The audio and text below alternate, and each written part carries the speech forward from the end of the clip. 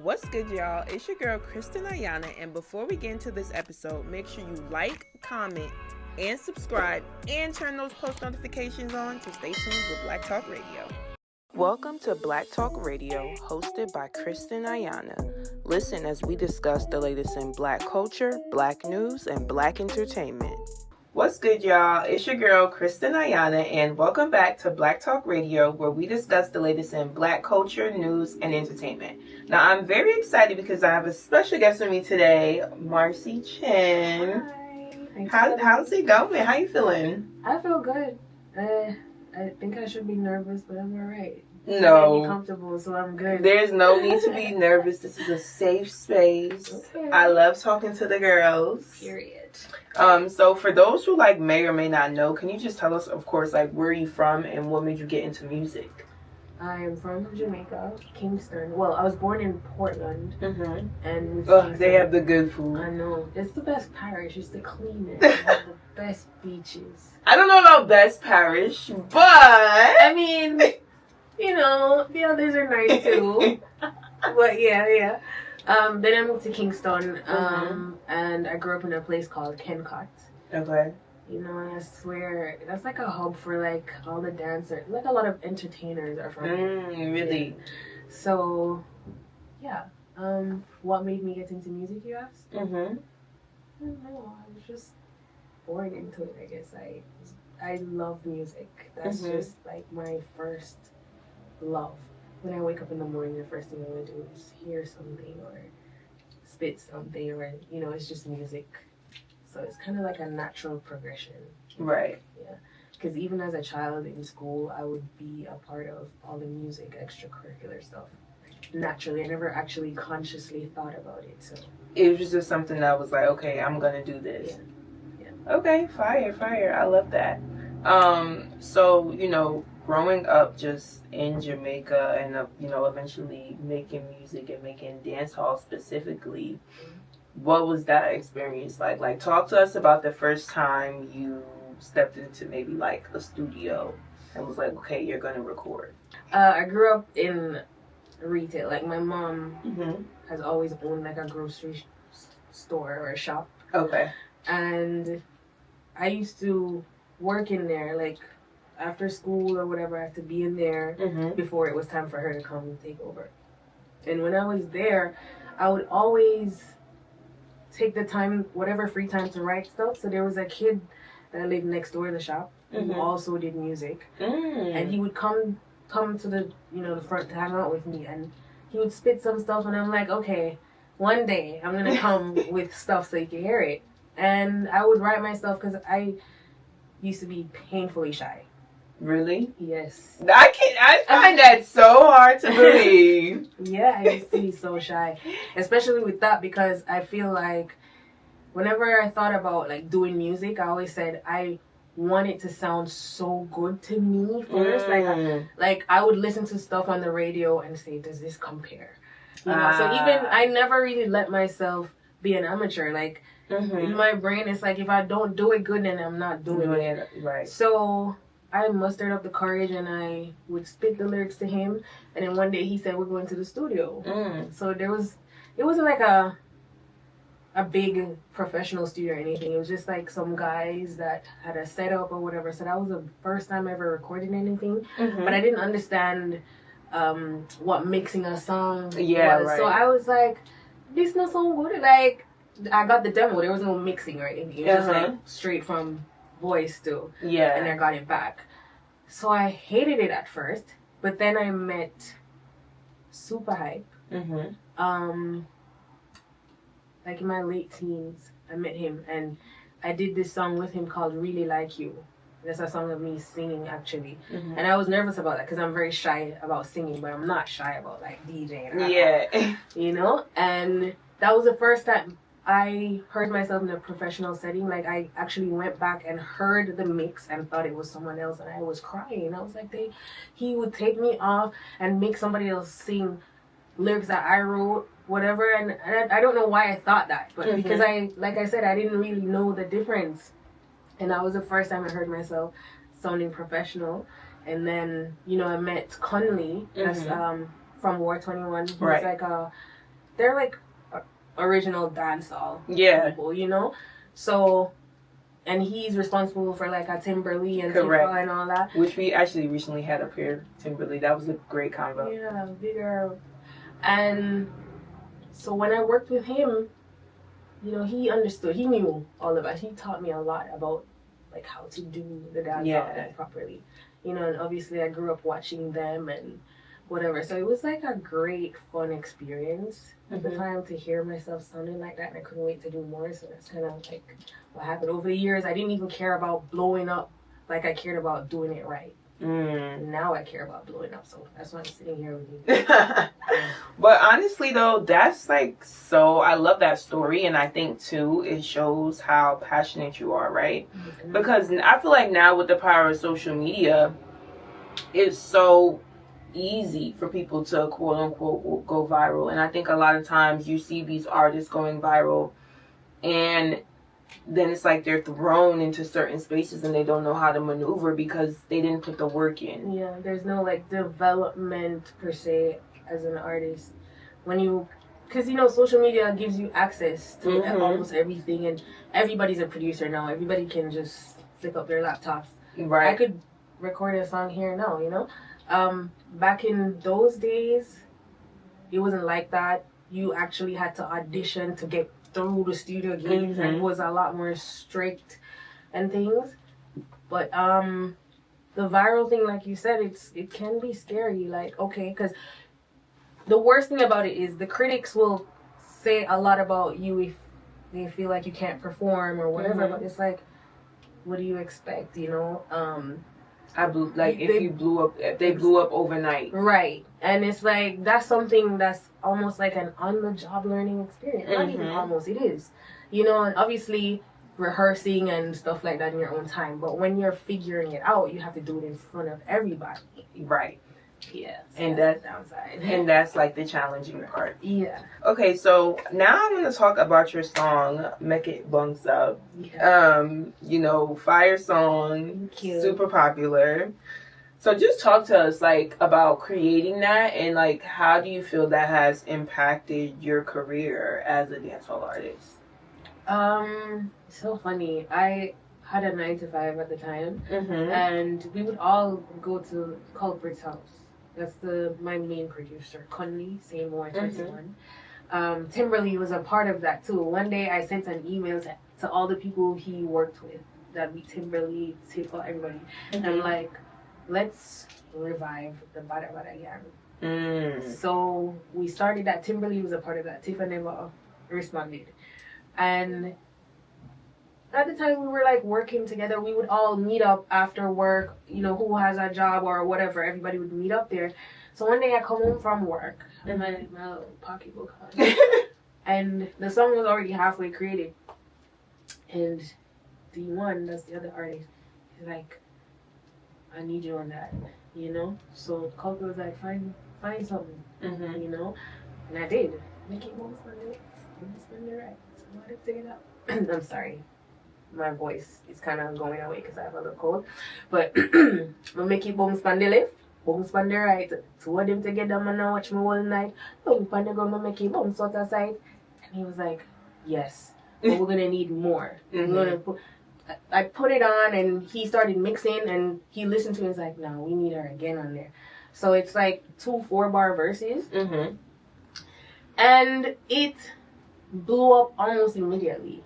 It just went, like, Europe got wind of it. I don't know if you ever heard of Paris Gobel. She's worked with Rihanna, I think so. Nicki Minaj, J-Lo, all the big names.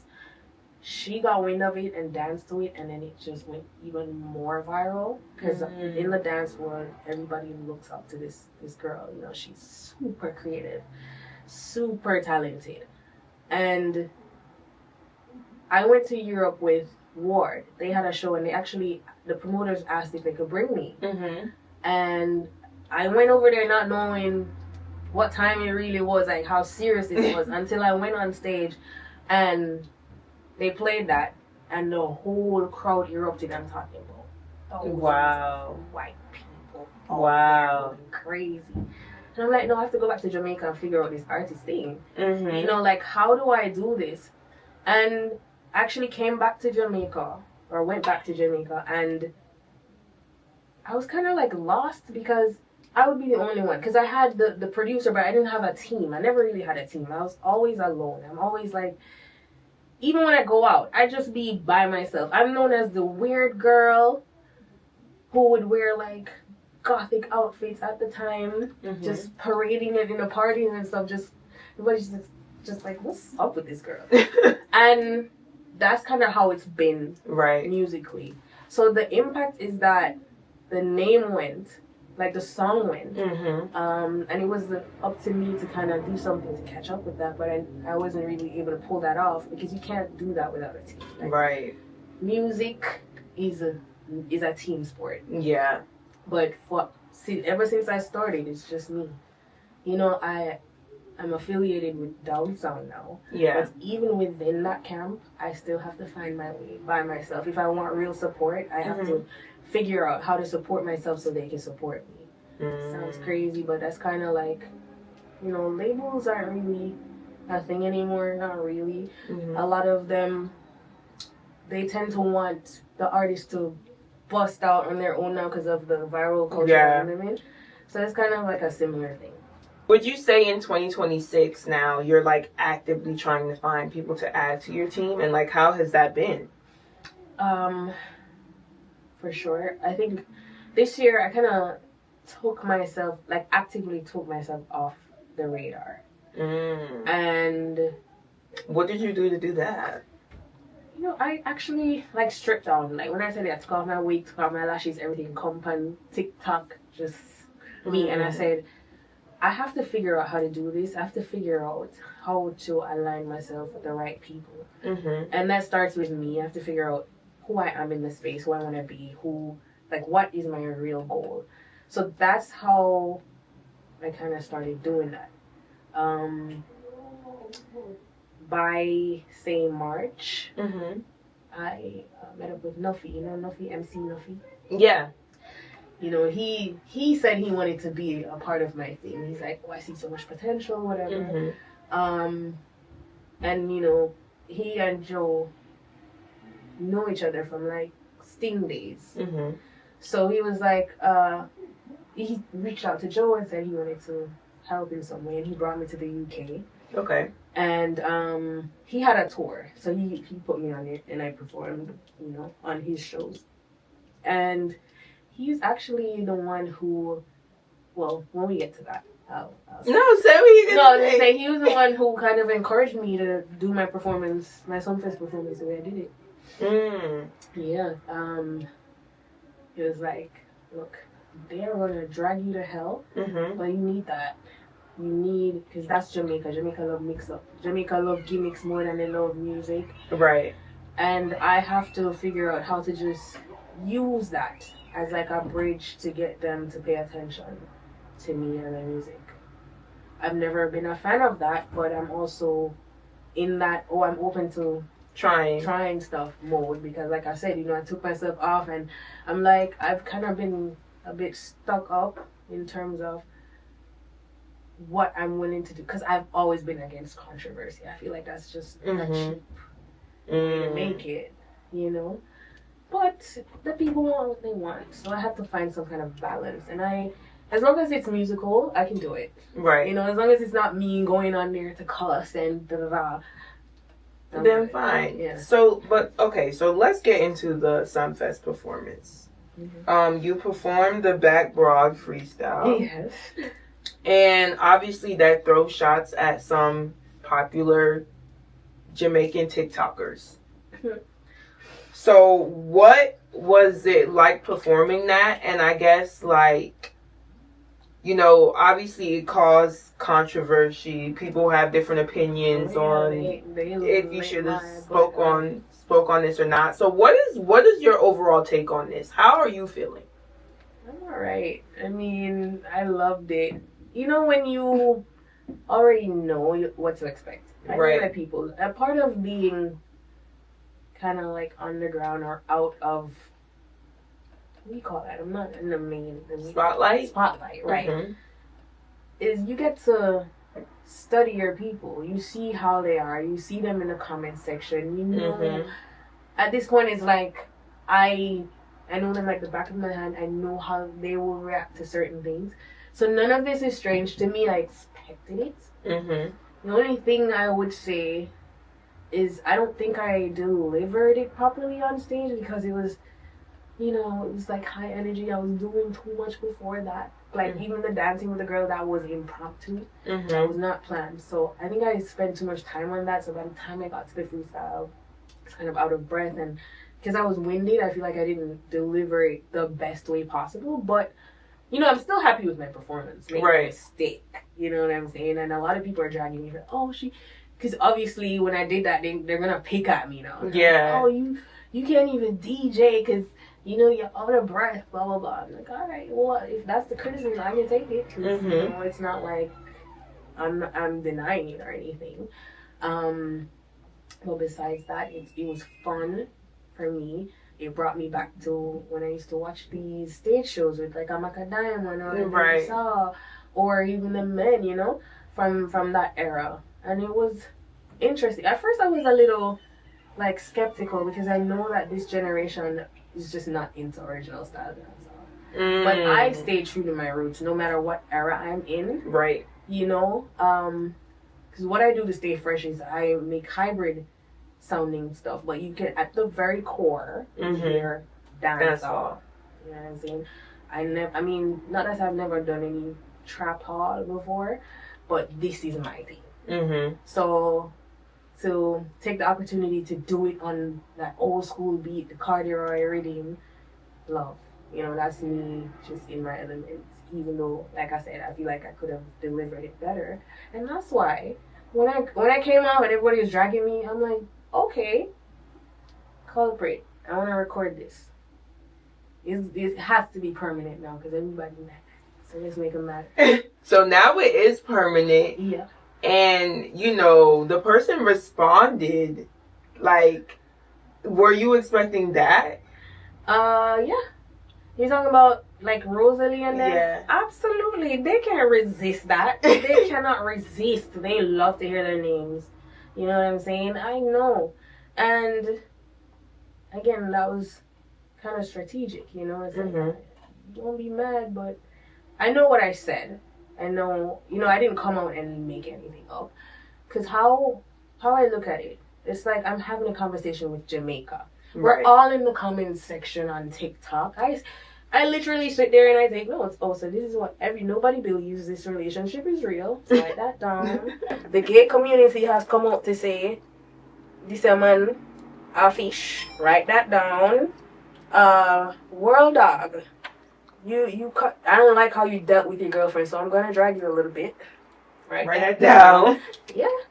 And Khandy, that one is kind of complicated because I really like that girl. A lot of people think I'm like attacking her or that I don't like her or whatever. Especially because I did an interview before that, and the interviewer asked me if I would engage her in a lyrical battle, and I'm like, yeah.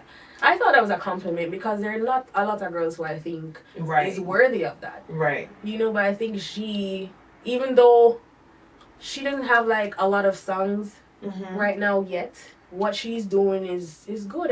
She sounds like original dancer. Right. So that would be fun for me. Like, I don't know if she's a lyricist or anything. I know she can deliver and she can perform. She's very animated and crazy. So it's basically safe to say that you do support Khandy. Like, you don't have anything against her. Even before she blew up, you know, and I actually reached out to her to tell her I was proud of her. So the only thing is, I didn't reach out to her before to say, well, I'm going to do this. Which I don't think we're close enough for me to do that. I just figured maybe she'll hear it and say, well, you know, because she did do that. You know what I'm saying? She did masturbate with a remote. So I was like, you know, I'm the new goat, you know, catch me at F na remote. That's it. And obviously people are going to take that to say I shot at her, and maybe she'll hear it and feel confused or whatever. Maybe. I don't know. It just depends on how it's coming across. But It wasn't like that. It was just me reporting the news. Like, oh, Well, also, but the way I said it. It's, it's music. It's music. That's what I'm saying. And it's like, I just figured she'll get it eventually. I don't know. I haven't spoken to her since. Mm-hmm. So I don't really know. And I haven't seen any videos of her talking. Okay. I heard she did come out and say something. These are secondhand information. I didn't actually hear it myself. Like she was like, well, she thought she and Marcy was good, and I'm here to say, nothing change. Right. You still rate the same way. You know what I'm saying? You do what you do. You're still figuring it out, and I hope you take it as a compliment when I say I would love to engage you, because another girl came out spitting, saying some stuff, trying to get me to answer, and people are like, why don't you answer her? Why would I answer her? Your Spotify is 600 people per month. No. Mm-hmm. You know what I'm saying? Khandy, however, she's doing her thing, and I think it would also boost her ratings. This is how I think. Right. Because, like I said, I really like this girl. But, everybody wants to run with that and twist it up and make it seem like I'm attacking. And when I say I would love to, in the interview, I said I'd be honored and delighted. Those were the words. And I use those words intentionally. Mm-hmm. You know what I'm saying? Yeah. I mean, I think that's fair. I think, too, in dance hall, it's, like... competitive? It's competitive, but I also think for women, they put added pressure. Mm-hmm.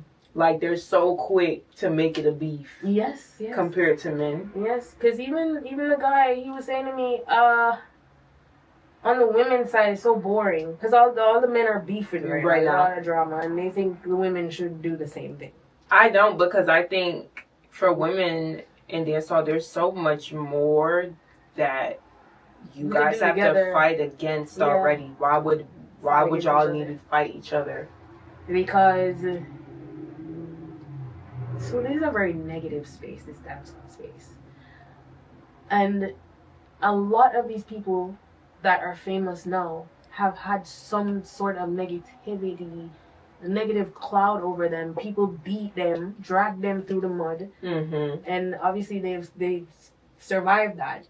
And, but a lot of them have that as their thing that propelled them to the next. Every single artist has had that. You feel me? And even when I did the freestyle, the first person I dragged was myself. I mean, I let them know what people are saying about me. That's why I started that way. I was like, they say I take them, someone take Joe. Can I curse on this? Them someone take Joe cock. Someone ride it till it bend. Cause I'll be a big money the dance spend. They see me. I drive a Range Rover. Everybody assumes that he's the one who bought it for me. Am I gonna come out and clear the air about that? I don't think that will... Like, put it in the music. Exactly. So that's what I did. So they're not paying attention to that. They're just like, okay, so you're just a muckas because you're fucking, and what about music? And I'm just... Sometimes the IQ of the general public is just... Not IQing. Not IQing. So it's like, what's the point in coming out to explain anything? Just whatever you want to run with. Because that's my general disposition. I don't clear the air about nothing. Mm-hmm. That's like, I hardly do interviews, by the way. Mm.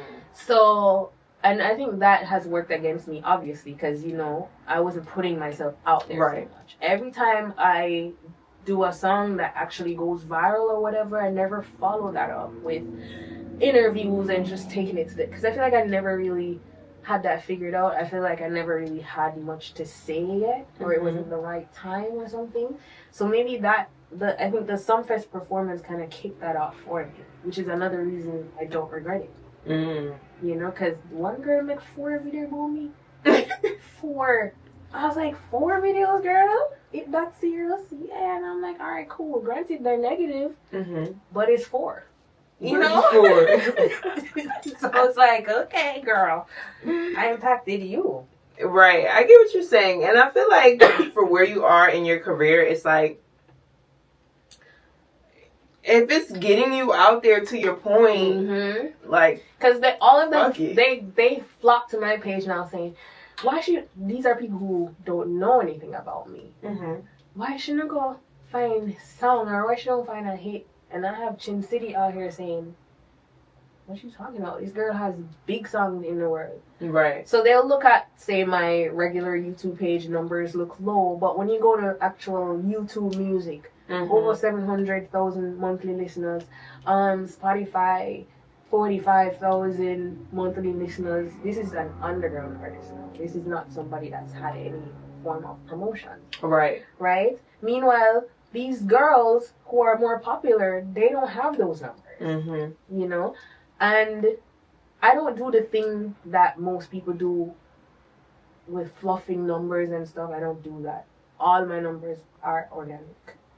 You know, and if you need any proof that organic success is a thing, check me. Right. You know?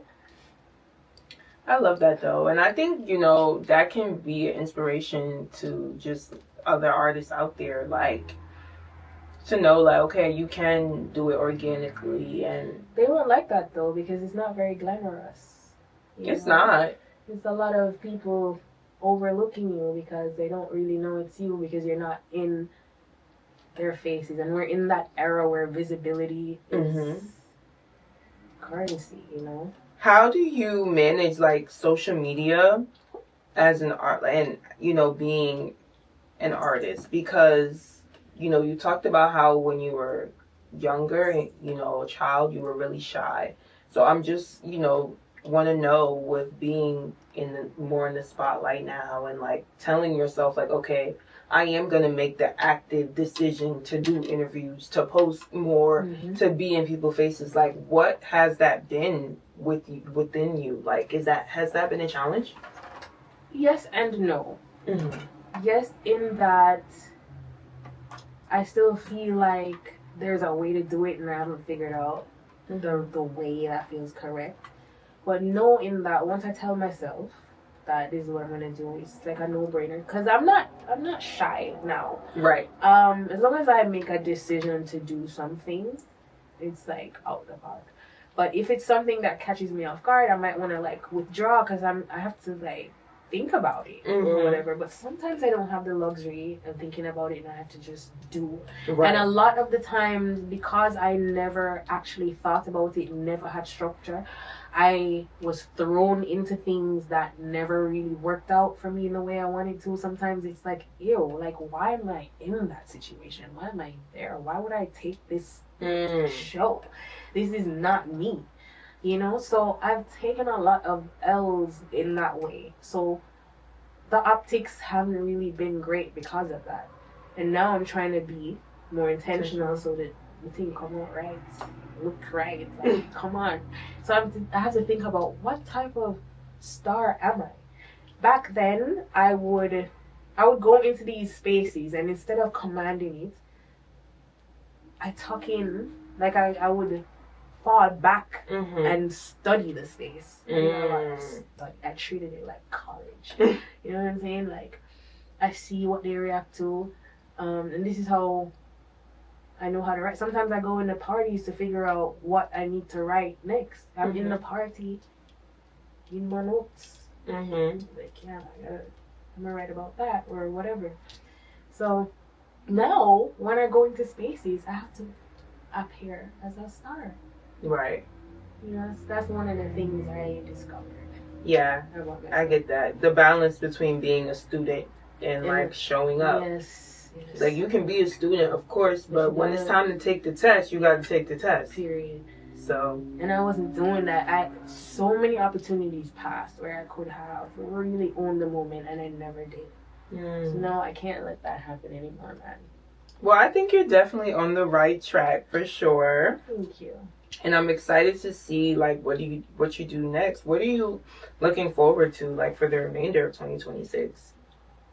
You know, I want to end the year as one of the most popular and most successful Jamaican artists And this year, no one that's not next year and the year after. I mean, obviously next year and the year after, but you want to start now. This year, yes. I feel that. Well, I'm hoping that comes true. I'm manifesting that for you. Yes. And another question: if you could work with like any dancehall artist, reggae artist, or like if you could name your top 5 dancehall artists that inspire you, who would it be and why? Pierman. I'm telling you, I was telling my homegirl earlier. He's all the big voices. Big voice. The ones that come and star up the place. Even Killer. You know what I'm saying? People who are fierce. And ones I look up to. As for women, I've always loved Patra. I felt like we were more of like spirits. Like that's my mom actually. Which she was mad when Rosalie cussed me. She sent a voice note to somebody and they played it for me. She's like, who tell them that they can mention Marcy cheating in them dirty boats? And I'm like, wow, my mom said that. She was so, sweet about. Well, she was mad, and the fact that she was mad. So wait, what was her reaction to you doing music in the beginning?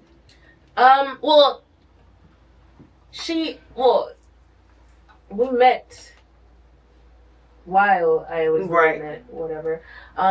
So she always has something good to say about me. She loves my style and how I am and whatever. And I'm sure she wishes I would make cleaner music. Yeah, it's coming, Mom. It's coming. But, yeah, I don't know if she sees me, sees herself in me, or I don't know. I don't even know why. Why do you love me, Patra? Is it because I love you so much? I don't know. But that's big for me. Right. Because as a kid, I would see those videos. And I'm like, this is so cool. How she do her body, and I would try to do the same thing. And I love that she was the first international star, as a dancehall artist, as a woman, right behind Shabba. Because at the time Shabba basically bust her. So I love that whole story and whatever. And then obviously more locally. I don't know if that's the right word. I love Lady Style, of course. I think also I'm very similar to her in that she has a lot of masculine energy when she writes and when she performs. And even when she's like being slack and stuff, she come and boss it up. And I'm that way naturally. So I'm just like trying to figure out who I am on this stage. Because I love to perform, I enjoy that.